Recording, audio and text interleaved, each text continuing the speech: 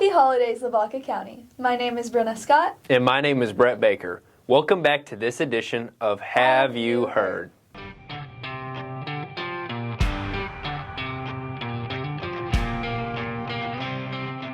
This episode is going to be a bit different than usual. We are super excited for the holidays, so we decided to do something a little more fun this week. Everyone who lives in Hallettsville, or at least anyone who drives through town during Christmas, can recall the house on Texana Street that has the phenomenal Christmas light display. Oh yeah, this house is such an iconic part of Christmas in Hallettsville. Whether you're simply passing through, or maybe taking a night trip to the city park, you know which house we're referring to.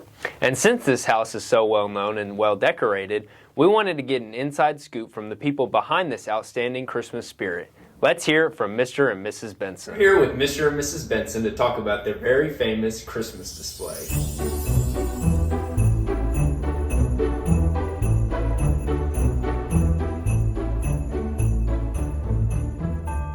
He started on his ranch in Curtin, Texas, and even decorated a windmill. That's amazing.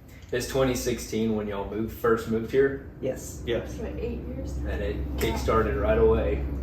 Well, not as much as it is now. So it's grown over the years. But when it first started, I had my neighbor next door, which was Carl Blahuda, Oh, he lived here? and he and I got good Competition. and we started lighting up the block. We're almost done. We have the blow-ups to come yet, and this year I started at the end of October. Oh, wow. Well, we have to give the turkey his day. Right. Yeah. And the Festival of Lights go on at Saturday after Thanksgiving, so we try to have the lights done in the back by that time. Do y'all get any help with decorating, or is it done all on your own? No, the only help I got's over here. And that's about 5%. Oh, wow. That's amazing. Y'all are dedicated. I love it. What, because this is such a momentous such a huge thing to do every year. So what motivates y'all to keep this tradition going and make y'all get up every morning like, let's go decorate?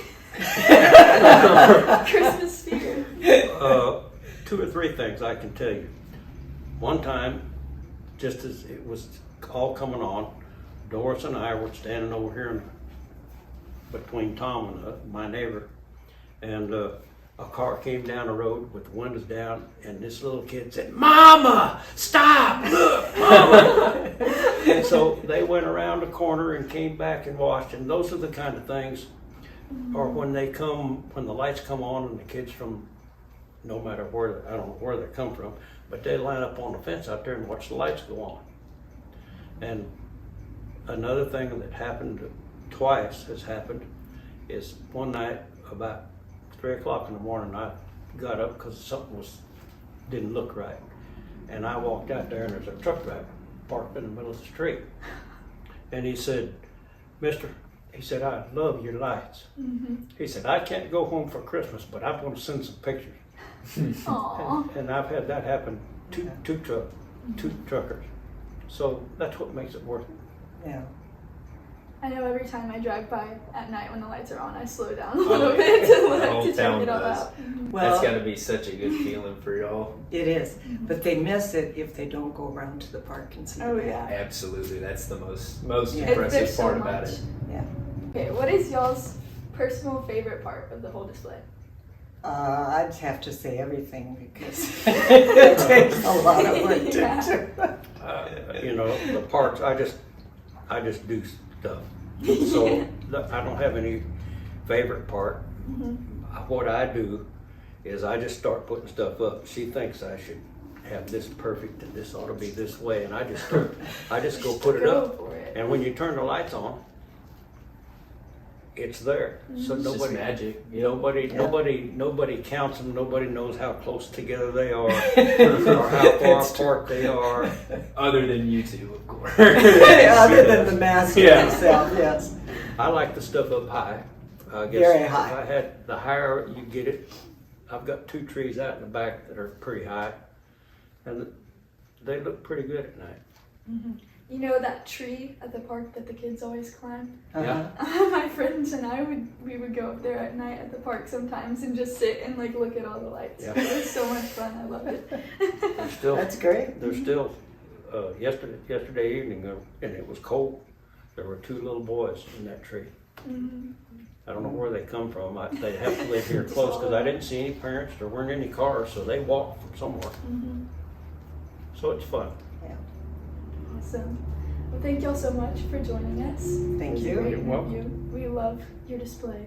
It's amazing. The whole town loves it. So y'all are very appreciated.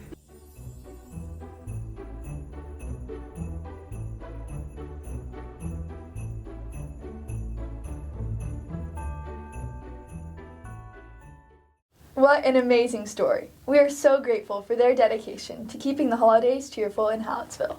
And to keep this cheer going, Brenna and I decided to host a small gingerbread house contest. There is only 1 week left until Christmas break, so what better way to join the students and the teachers together for a little holiday rivalry? Absolutely. It was a great time. We got a small team of students from each grade to compete against a small team of teachers in decorating a classic gingerbread house. Here's how it went.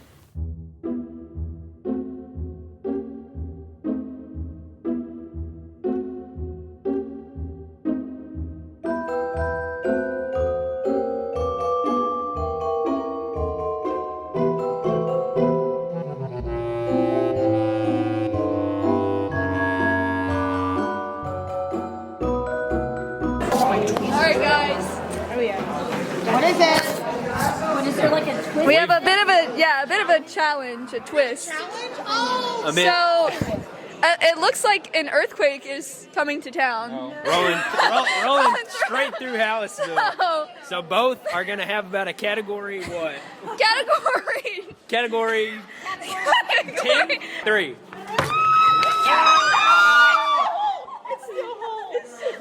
Oh yeah. I think it actually helped theirs.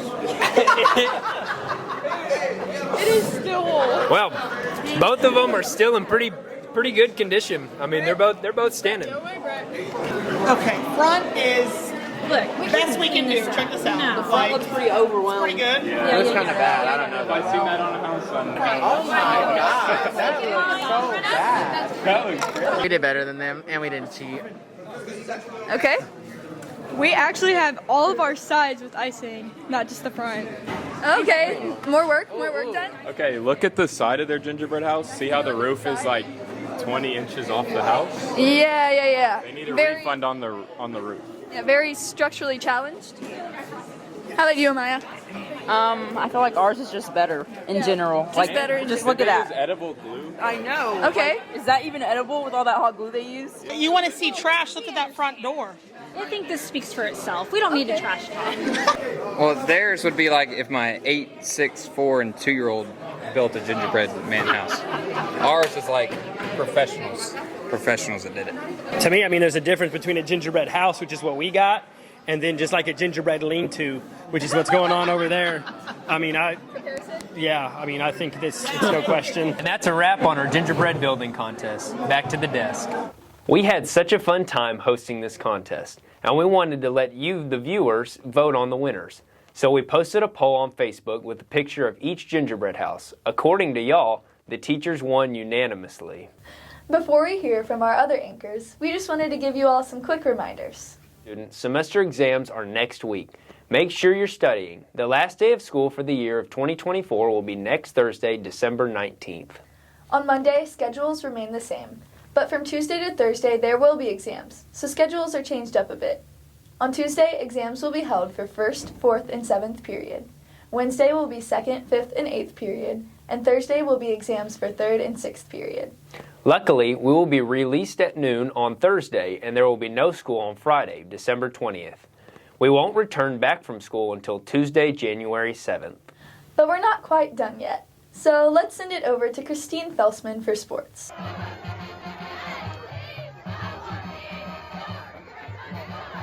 Welcome to the Sports on Have You Heard, where we cover your favorite Lavaca County teams. I'm Christine Felsman, and we're going to start off with a recap of Lady Brahma basketball. The Lady Brahmas played in the Skidmore Tyrant Tournament November 21st through the 23rd, and they placed 4th in this tournament. On November 25th, they played Shiner in Shiner and had a very close loss with a score of 35-36. On December 3rd, they faced Flatonia with a tough loss of 63-39. LB played in their second tournament of the season on December 5th through the 7th in LaGrange. At this tournament, they only won one game, but they improved lots, allowing them to start district off with the win against Rice when they played them on December 10th, winning 57-18. Tonight, they play Yoakum in Yoakum starting at 5 p.m. Come on out and support. Next up, Brahma basketball. They faced Lockhart on Monday, November 25th, with a loss of 86-52. Then the varsity played Weimar on the 26th, winning 50-45. On December 3rd, they played LaGrange and lost 24-50. December 5th through the 7th, HB played in the LaGrange tournament and played some tough teams, but unfortunately did not win any of their games. December 10th, they played Moulton in Moulton and had a loss of 39-48. Yesterday, they started playing in a tournament that ends on Saturday. Good luck to them. Thanks for tuning in to Sports on Have You Heard. Now back to Brenna and Brett. Thank you, Christine. Now we're sending it over to Adeline Pohl to hear about the Christmas weather.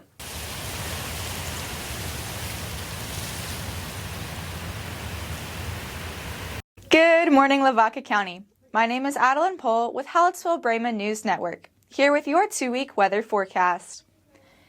Kicking things off in the second weekend in December, you can expect a low of 54 and a high of 73. On Saturday, this will be the warmest it should get for the next 2 weeks. This comes with a 64% chance of rain. The rain should be confined to Saturday though, but Sunday's temperatures will dip down to a high of 67 and a low of 46, slightly cooler than Saturday. Moving into the work week, you can expect clouds for all 5 days. The highs will continue to drop as we move through the week, starting in the mid-60s on Monday and ending with highs in the 50s. The only chance of rain will be on Wednesday with a 60% chance of precipitation. The weekend will have slight cloud coverage on both days. Temperatures will heat up again slightly, jumping up to 68 on Saturday and then to 72 on Sunday. The week of Christmas will have highs in the 70s through Christmas Eve. Lows will consistently stay in the low 50s, save for Christmas Eve and Christmas. The lows for those 2 days will be in the 40s. Your Christmas forecast will see temperatures drop into the 50s. This will be paired with sunny skies. The final 2 days of the week will bring high chances of precipitation, and the highs will rise back into the 60s. Thank you so much for tuning into your local 2-week weather forecast. This has been Adeline Pohl with Hallettsville-Brahma News Network. Merry Christmas, Lavaca County, and back to Brenna and Brett. Thank you, Adeline. Lastly, let's hear from Allie Derringer and Abby Ressler for the latest ag updates.